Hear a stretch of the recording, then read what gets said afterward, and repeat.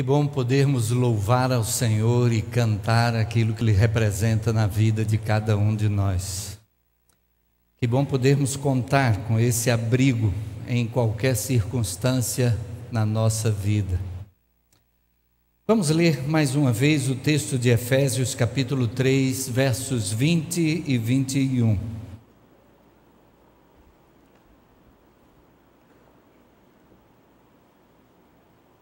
Estamos numa série que vem desde o aniversário da igreja e trata do texto que foi nossa divisa no jubileu de ouro da nossa igreja.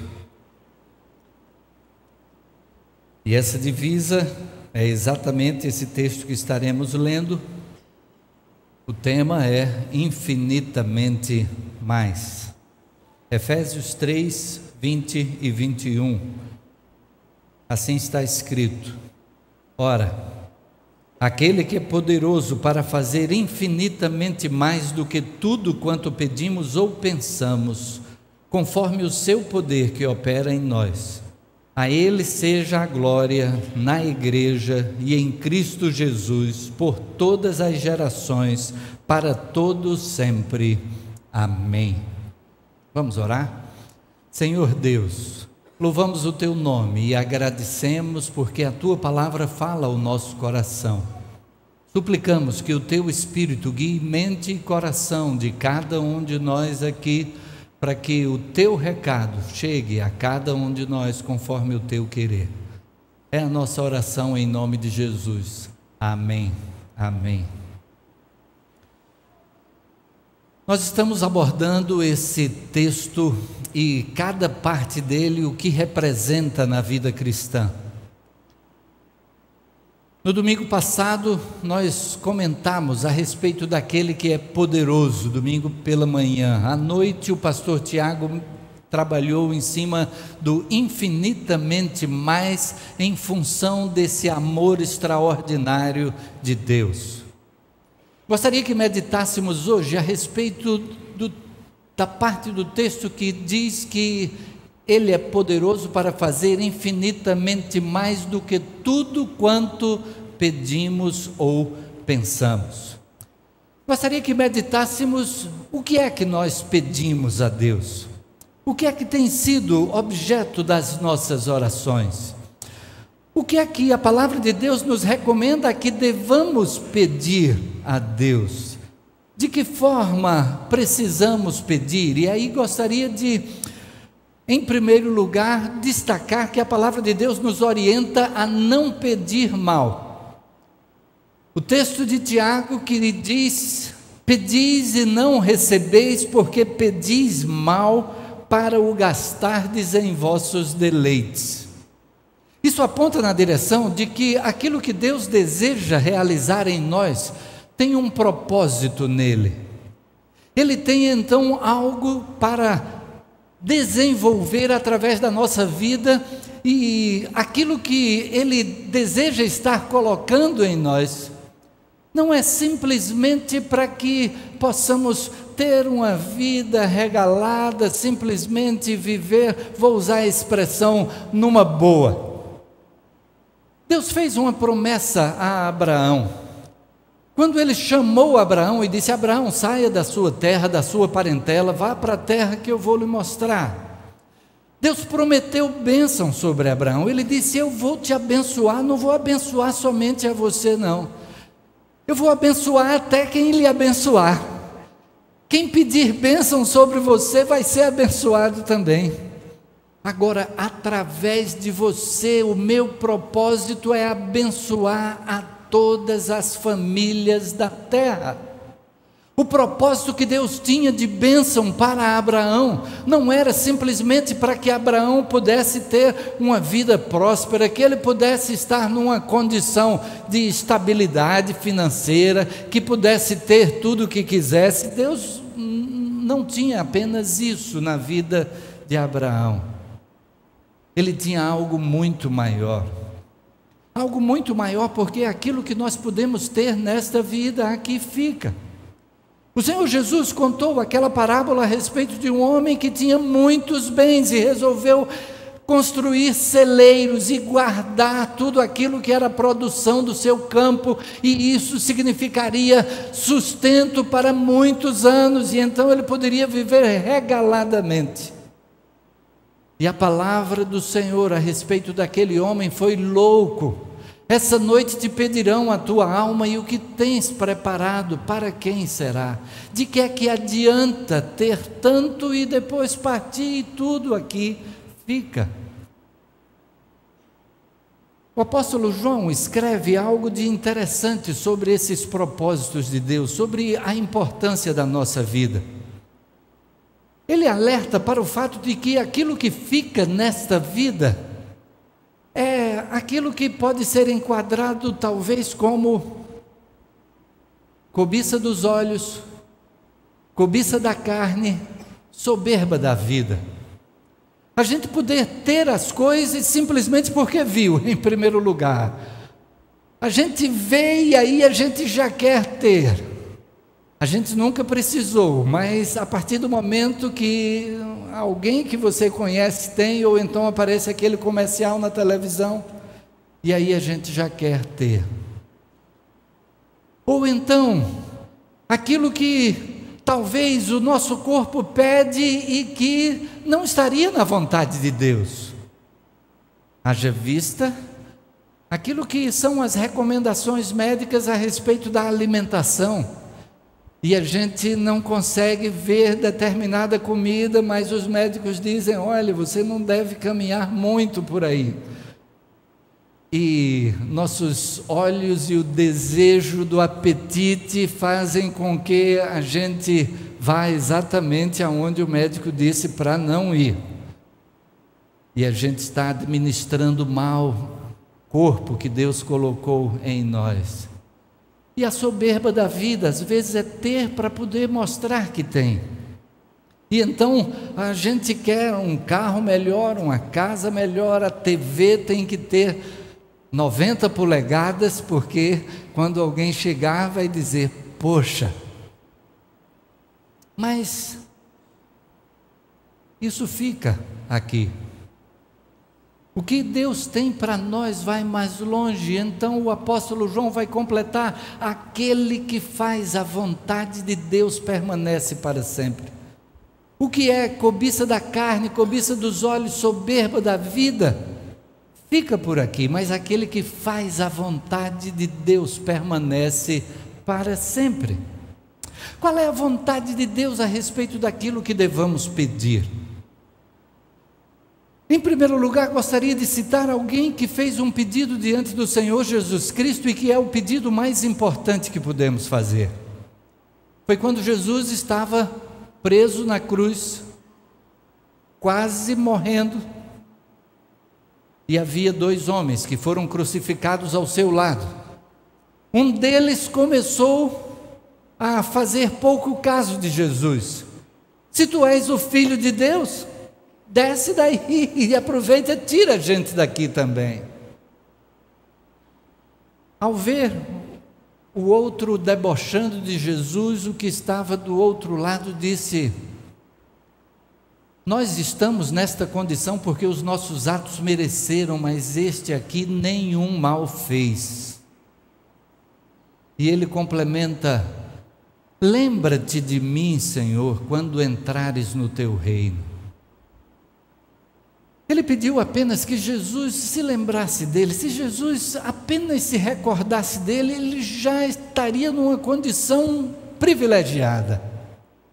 E a resposta de Jesus naquela hora foi: hoje mesmo estarás comigo no paraíso.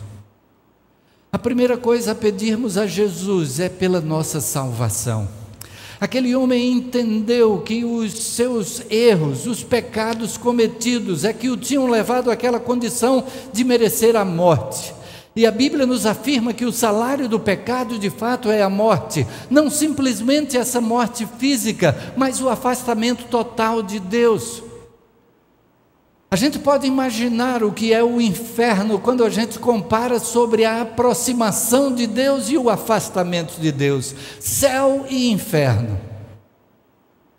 Pense num lugar onde os princípios da palavra de Deus são desprezados, onde a questão do querer fazer o bem fica em segundo plano ou último plano, onde você aprender a perdoar ao invés de se vingar, como o Senhor Jesus nos ensinou, isso não tem valor. Pense num lugar assim. Como é que vai ser esse lugar? Como é que vai ser um lugar onde o meu direito não termina onde começa o do outro? Onde eu acho que tenho direito a tudo que estiver à minha mão? Esse lugar vai ser um inferno. O afastamento de Deus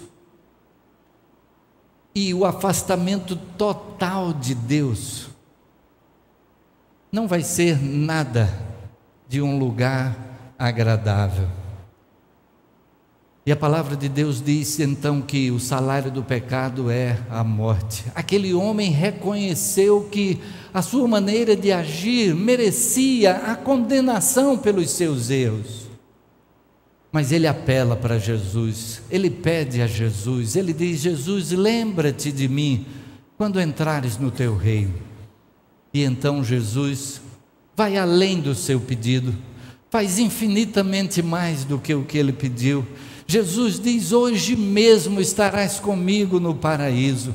Você vai ter acesso ao paraíso pela fé que você deposita em mim.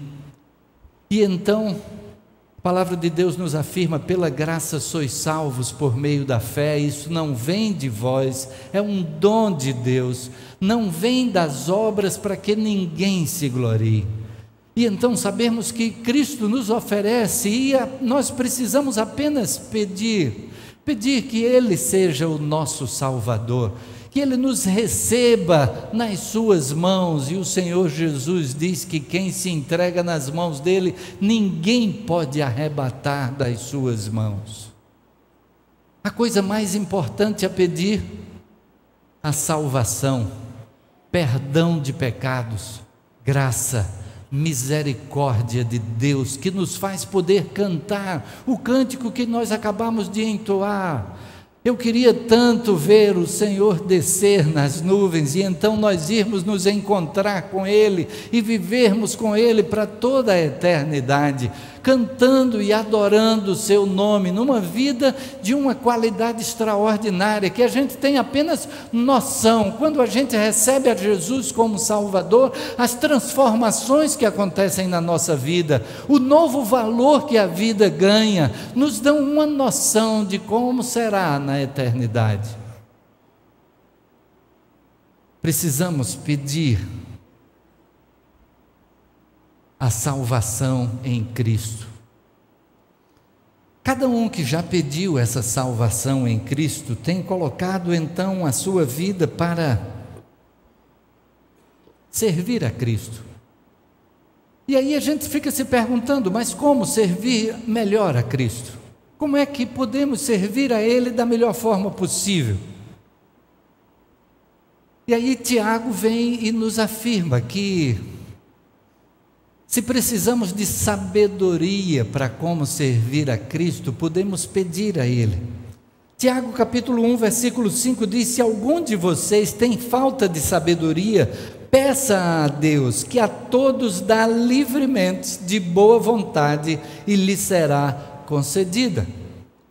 Tem uma tradução que ao invés da palavra livremente diz liberalmente, que dá sabedoria a esbanjar, dá sabedoria suficiente, sabedoria para podermos discernir entre o bem e o mal, entre o que é agradável a Deus e o que não agrada a Deus, porque Deus nos criou para fazer o bem. E então podermos discernir entre o bem e o mal, nós podemos pela sabedoria que Deus nos dá. Ele nos tem dado a sua palavra, e na sua palavra nós temos a orientação, e o que precisamos é saber, nesse discernir, escolher o bem. A palavra de Deus vem e nos mostra como deve ser a nossa vida, mas às vezes a gente também prefere uma maneira diferente de vida.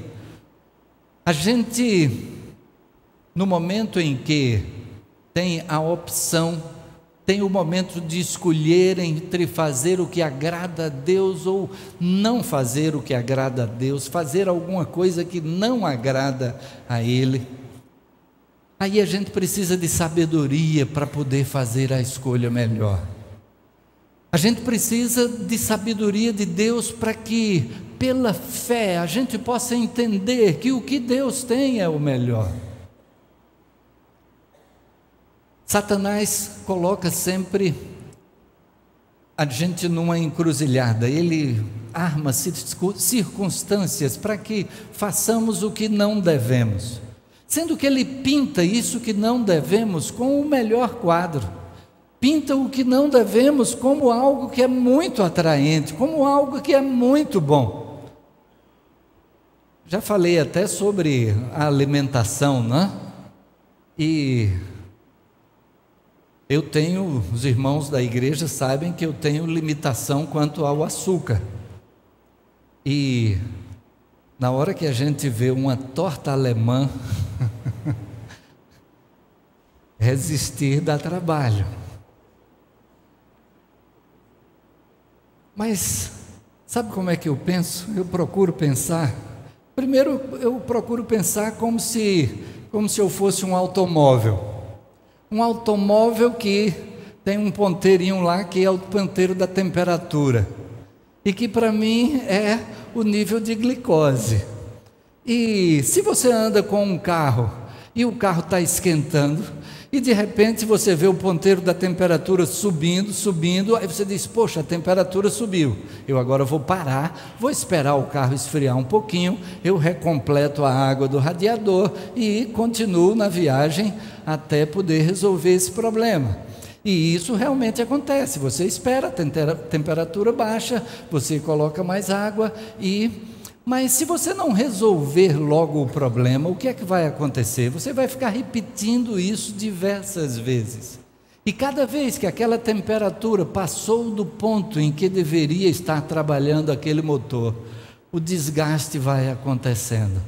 E se você não faz logo o reparo desse sistema de arrefecimento, de resfriamento, o que vai acontecer é que esse motor vai bater. A glicose é como aquela temperatura do motor. A gente tem que manter a temperatura no lugar em que está. Não adianta deixar subir para depois deixar baixar, porque enquanto sobe, faz o seu estrago. Mas a torta alemã continua sendo um atrativo extraordinário. E a gente precisa de sabedoria para poder escolher, fazer a escolha certa. Em todos os aspectos da vida. Menciono aqui a alimentação porque é algo tão claro para nós, mas em tudo na nossa vida. A nossa maneira de agir no trabalho, a nossa maneira de agir no trânsito, a nossa maneira de agir na vizinhança, na reunião do condomínio, e podermos escolher da maneira melhor.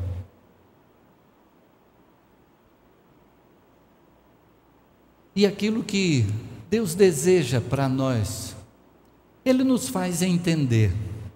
De tal maneira que, ao pedirmos sabedoria, nós podemos ter sabedoria para saber o que pedir. O apóstolo João vai escrever dizendo que esta é a confiança que nós temos nele, que se pedirmos alguma coisa segundo a sua vontade, ele nos ouve. E então nós precisamos de sabedoria para podermos escolher o que é a vontade de Deus e podermos pedir segundo a sua vontade, para que não estejamos gastando nossas energias, nossos recursos no que não é da vontade de Deus, do que não vai somar para a nossa vida. Então, nesta sabedoria, para podermos até saber o que pedir, graças a Deus que Ele nos dá sempre acima do que pedimos, até porque quando mencionei que pedimos a salvação e Ele nos dá a salvação e nos dá o Espírito Santo para viver em nós, para ser o nosso paráclito, para ser aquele que vem para estar ao lado, aquele que está conosco em todas as circunstâncias. Por isso o trio acabou de cantar aqui que nós encontramos abrigo no meio do temporal, porque Ele faz infinitamente mais do que pedimos ou pensamos, e então podermos saber o que pedir e ter dele aquilo de que de fato precisamos. Mas eu gostaria de mencionar um outro momento em que foi feita uma oração muito importante para Deus, de pessoas que estavam buscando servir a Deus, num momento crucial, um momento crucial porque era o início da igreja cristã. Havia acontecido recentemente a promessa da descida do Espírito Santo, o cumprimento dessa promessa, e agora os cristãos estão em Jerusalém e eles se reúnem diariamente no templo, num dos alpendres do templo, chamado Alpendre de Salomão, e todos os dias eles se reuniam ali. Mas no momento em que Pedro e João vão entrando no templo pela porta formosa, um homem pede esmola. Eles entendem que o Espírito de Deus está colocando no seu coração que aquele momento era um momento de cura para aquele homem, e eles dizem: não tenho prata nem ouro, mas o que tenho isto te dou, levanta-te e anda. O homem entra no templo acompanhando os apóstolos, saltitante, porque aquele homem era aleijado e estava ali há muito tempo, havia muito tempo, e as pessoas têm a atração voltada para aquele homem pulando no pátio do templo. Que é isso? Identificam que é aquele aleijado, e Pedro prega, só que as autoridades não gostam daquilo e prendem Pedro e João, e recomendam que eles não falem mais no nome de Jesus, mas finalmente soltam Pedro e João. Eles vão até aquela casa, possivelmente a casa de Maria, mãe de João Marcos, onde a igreja está reunida, e ele compartilha ali tudo o que aconteceu, e aqueles crentes ali fazem uma oração, sendo que eu pelo menos fico admirado com a oração daqueles crentes, porque eles não pedem por proteção, eles não pedem que caia fogo do céu e consuma aqueles que estão perseguindo a igreja. Atos capítulo 4, versos de 29 a 31, a oração é: agora, Senhor, considera as ameaças deles e capacita os teus servos para anunciarem a tua palavra corajosamente. Estende a tua mão para curar e realizar sinais e maravilhas por meio do nome do teu santo servo Jesus. Depois de orarem, tremeu o lugar em que estavam reunidos. Todos ficaram cheios do Espírito Santo e anunciavam corajosamente a palavra de Deus. Aquelas pessoas pediram a Deus coragem. Pediram a Deus coragem para testemunhar, para anunciar a mensagem de salvação em Jesus Cristo. Precisamos pedir coragem a Deus, em primeiro lugar, para vivenciar os princípios da sua palavra na nossa vida.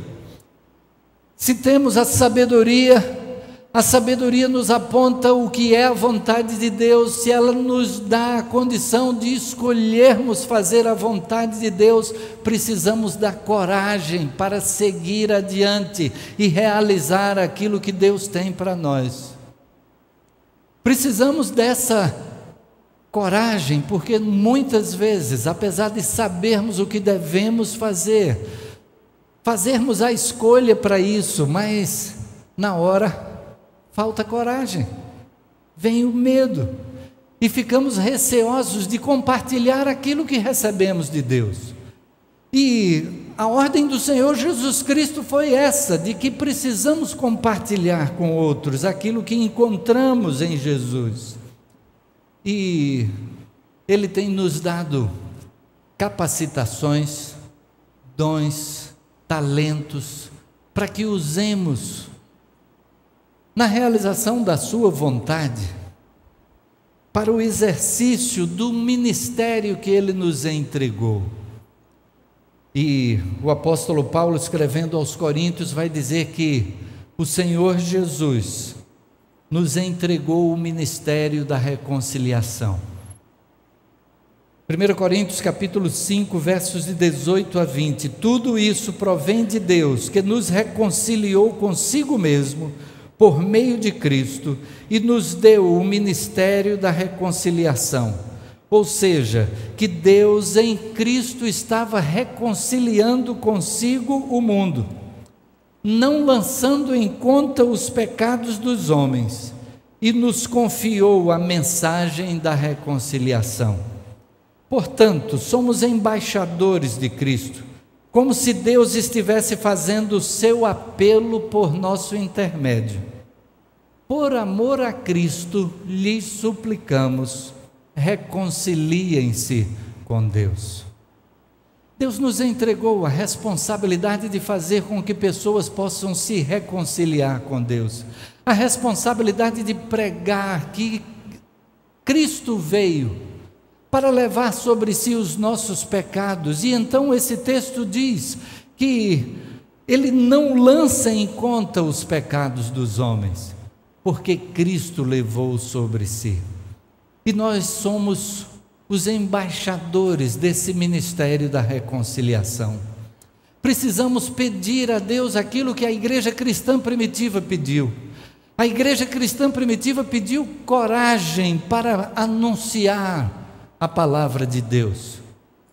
E não sei se eu perguntasse aqui quantas vezes já aconteceu com você ter a intenção de compartilhar com alguém a mensagem do Evangelho e na hora deu medo, você ficou sem encontrar a força necessária.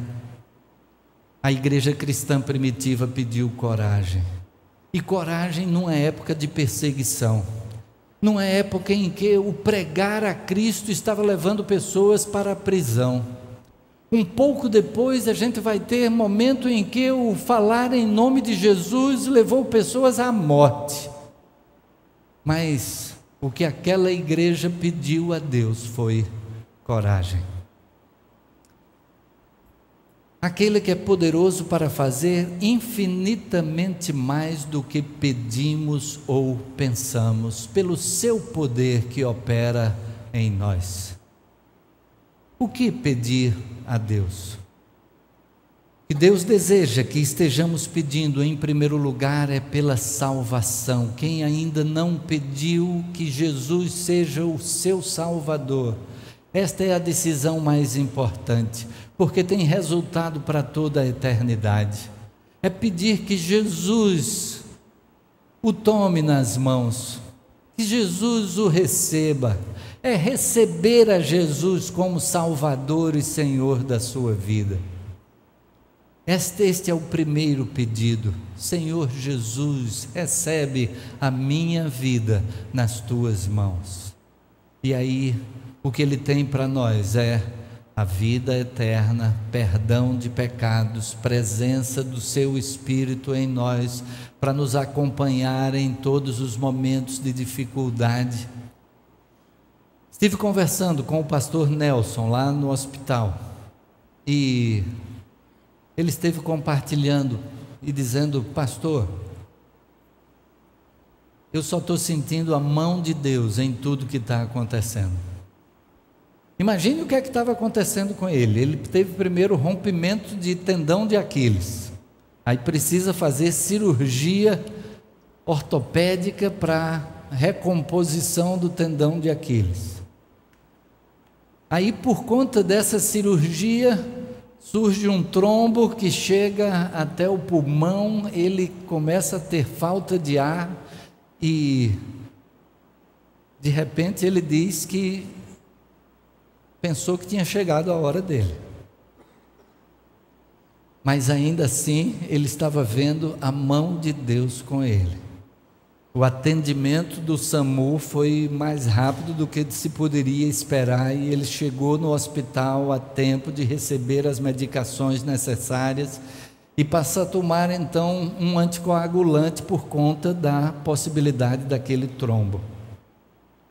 Só que não sabia que estava com uma pequena úlcera no estômago. E aquele anticoagulante promove uma hemorragia e ele tem que fazer um procedimento para corrigir mais essa. E a gente olha para uma circunstância dessa e usa a expressão popular, além de queda, coice, né? Em cima de um problema, outro problema, outro problema.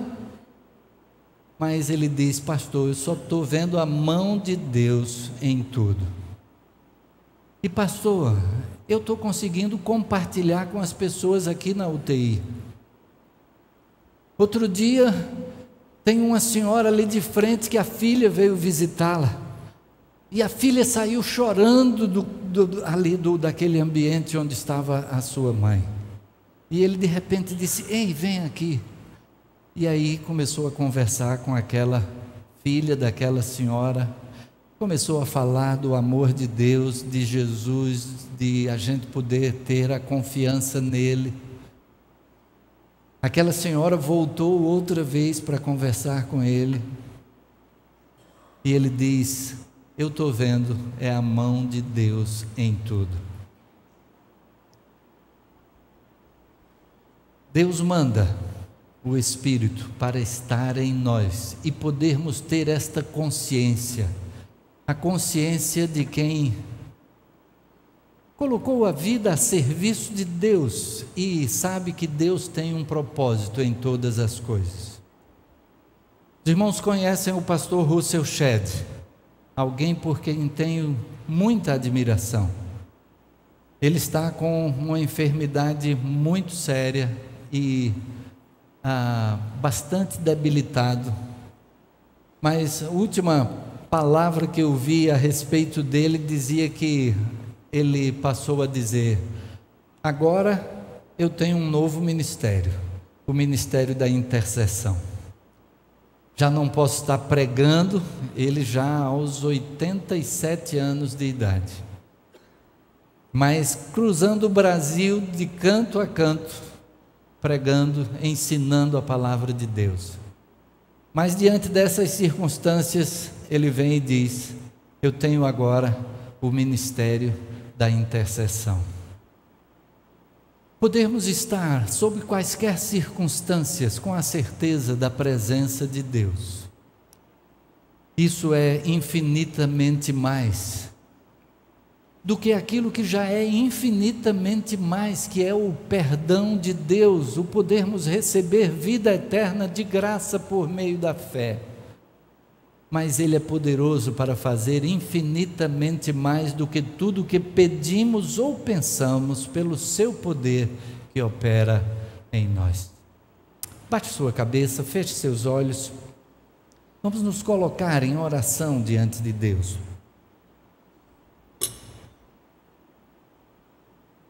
Não sei se você já pediu que Jesus seja o seu Salvador. Ele veio para isso.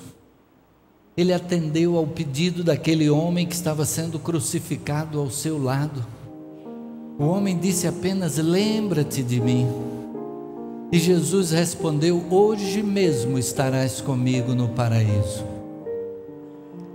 Naquele mesmo dia, naquela mesma hora, aquele homem pôde ter a certeza de estar no paraíso com Jesus. Quando entregamos a nossa vida a Jesus, podemos ter a certeza de estar com Ele na eternidade, no dia e hora que Ele tem preparado no futuro. Mas seja quando for que chegar esse dia, estarmos preparados para entrar na eternidade com o Senhor Jesus. Você pode fazer isso nesta hora, dizendo: sim, Jesus, eu quero que Tu sejas o meu Salvador e o meu Senhor. Esse será o início de uma caminhada com Jesus. O seu Espírito, o Espírito de Deus vem habitar em você, Ele está ao seu lado para todos os momentos. Você pode fazer isso no lugar em que você está, dizendo: sim, Jesus, eu quero que Tu sejas o meu Salvador e o meu Senhor. E cada um que já recebeu a Jesus como Salvador, o que temos pedido a Deus? Talvez estejamos pedindo apenas aquilo que é o nosso interesse pessoal, aquelas coisas que nos dizem respeito diretamente, mas exclusivamente a nós, a nossa família. Mas o que em nós, na nossa família, pode ser feito dentro dos propósitos que Deus tem, de que todo ser que tem fôlego louve ao Senhor, como ouvimos hoje pela manhã, de que todas as pessoas possam estar ao alcance da promessa de vida eterna para todo aquele que crê. De que maneira o meu pedido pode ser em função de alguém mais, em função de pessoas que estão ao nosso redor e que precisam conhecer a salvação em Jesus Cristo? Peçamos sabedoria a Deus, peçamos coragem para que aquilo que Ele tem para nós seja alcançado, realizado. Vamos orar. Senhor Deus, louvamos o Teu nome, Pai, agradecemos porque podemos ter na Tua palavra a segurança, a certeza de que Tu és poderoso para fazer infinitamente mais do que tudo que pedimos ou pensamos, pelo Teu poder que opera em nós. Assim, Pai, suplicamos que possamos ter de Ti sabedoria e coragem para fazer a Tua vontade em cada momento. Que possamos estar colocando as nossas vidas como instrumento nas Tuas mãos para a realização dos Teus propósitos. E Pai, se alguém aqui entrou ainda sem ter a segurança de salvação, de vida eterna, que este seja o momento de fazer a decisão mais importante da vida, aquela decisão que tem resultados para toda a eternidade, aquela decisão que tem resultados na qualidade de vida aqui, no valor da vida aqui, que possa entregar-se ao Teu Filho Jesus, recebendo-o como Salvador e Senhor. Que o Teu Espírito esteja confirmando em cada coração a necessidade dessa entrega. E Senhor, que o Teu nome seja glorificado na nossa vida. Aquilo que diz o texto que lemos no princípio: a Ti seja a glória na igreja, por Cristo Jesus, por todas as gerações, para todos sempre.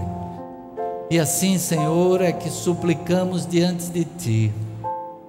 Continua a falar ao nosso coração ao longo desta semana, conforme a Tua vontade, e faze-nos instrumentos cada dia mais úteis no cumprimento dos Teus propósitos para cada um de nós. É a nossa oração em nome de Jesus. Amém.